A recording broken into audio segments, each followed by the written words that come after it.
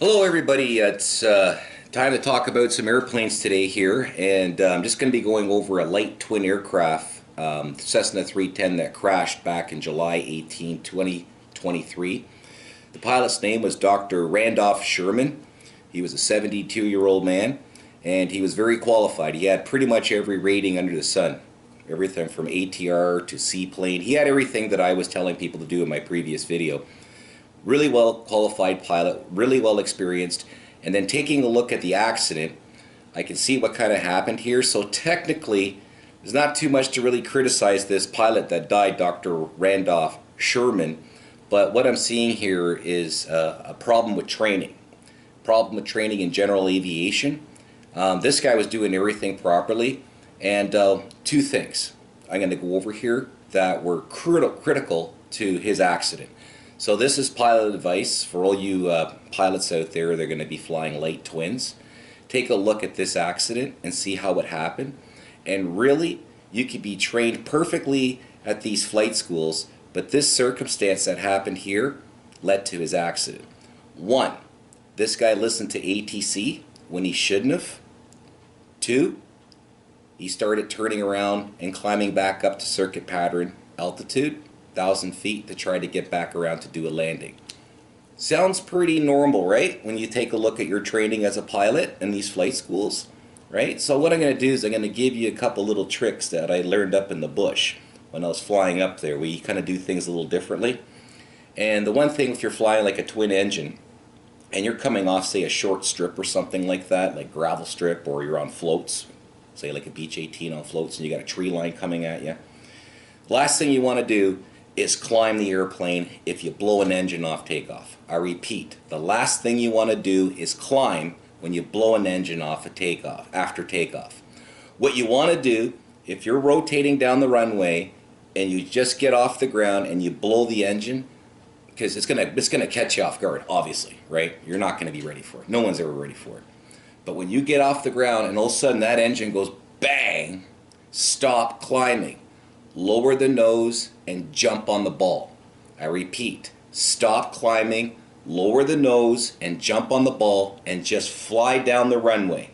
Then you can do your chant. Mixtures, pitch, props, power, identify, verify, feather the dead engine, clean the gear up, still leave the flap where it is, and fly right down the runway. And what you want to do is get speed. Get speed. All these accidents of twins is all because they stall and they flip over, and they're all trying to climb and they're putting drag on their plane and they can't get the speed. Also, if it's a hot summer day here in wherever you are, especially where Dr. Randolph was in Santa Fe that day, I believe the day was like 90 Fahrenheit, and he had a pressure altitude for about 9,000 feet. So he wasn't going to get much horsepower out of his aircraft that day with two engines, just because of the high altitude of the airport and the high hot temperatures around 90 Fahrenheit. So if you do get in that situation, you really know you can't climb because you just don't have it. The best thing to do is to stay straight, fly down the runway, and just aim for the trees right at the bottom, at the end of the runway, and fly over the houses. Just fly over the houses, and then what you're going to do is not go into best rate climb. You're going to do what they call a cruise climb. You're just going to secure the engine and you're going to fly straight ahead. Once that airspeed starts building up to about 120, 130 knots, hopefully you'll get there. You can come up maybe about 100 to 200 feet per minute.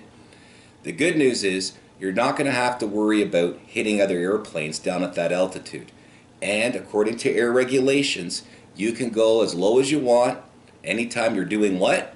A takeoff or a landing. So you're not breaking any air regulations by staying low past the runway with an engine out. Plus you got an emergency, so you're not going to get violated. But as soon as you try to climb, that's when problems are going to happen. The second thing that killed this pilot was that ATC was unaware of his engine failure at the time and gave him a left turn to come back to the airport. Oh, actually, they just learned of his engine failure, so they gave him a left turn to come back to the airport. What he should have done was just stay straight and fly straight and take his time to get up to 1,000 feet. Another alternative would to be fly to the nearest airport straight ahead. A lot of these airports in the United States are within 10, 20 miles of each other. Sometimes you're better off just to fly straight and start going to that other airport for a couple of reasons. One, you don't have to turn the airplane. Two, you got lots of time to start to gain altitude and get your composure back because you just had whole hell help break loose on you in the airplane. And three, you can declare an emergency and give time for the equipment to arrive on the scene while you're coming inbound. So it's going to be a hair-raising ride going for about 10 miles straight ahead, but I'll tell you, it's a lot easier than trying to do a turn and coming back, especially on hot temperature days. It might take you 3 miles just to get up to 500 feet on a hot day like that. I ain't kidding. You got an engine out, and we can see what happened here. He was desperately trying to get back to the airport. So if you have a light twin, moral of the story, you blow an engine, do not climb. Just lower the nose, step on the rudder, fly down the runway like a crop duster, do your chant, mixtures, props, power, identify, verify, feather, no cause check because you're too low and you don't want to bury your head in the cockpit. Fly straight ahead and do not listen to ATC because you're going to aviate first, then navigate, then communicate. And don't worry, when they see you coming off, staying low, and you're not responding to them, they're going to know something's up. And they're going to start moving people out of the way, and you're going to be skimming the tops of trees, and you're not going to be conflicting with other aircraft because they're 1,000 feet up in the pattern or higher. So just a moral of the story. Just a couple things to take a look at. And it does make sense when you really take a look at it. You got a big long runway, you blow an engine, you're flying down, you straighten it up, and then you use that last 2,000 feet to gather tons of speed and then just go flying over the houses at the end of the runway and just keep going. Just keep going. And yeah, it could take you 5 miles to get up to 500 feet on a hot day. But don't panic. Secure the engine, trim the airplane off. Then when you're all got your composure back, then you can go on the radio and start talking. You might want to go over to 121.5 when you do that finally and not use the tower frequency. 2 reasons for that. One, there could be a lot of air traffic up there chit-chatting and you don't want to disrupt them. And then if 2 people communicate at the same time on a VHF comm, you get nothing but squealing.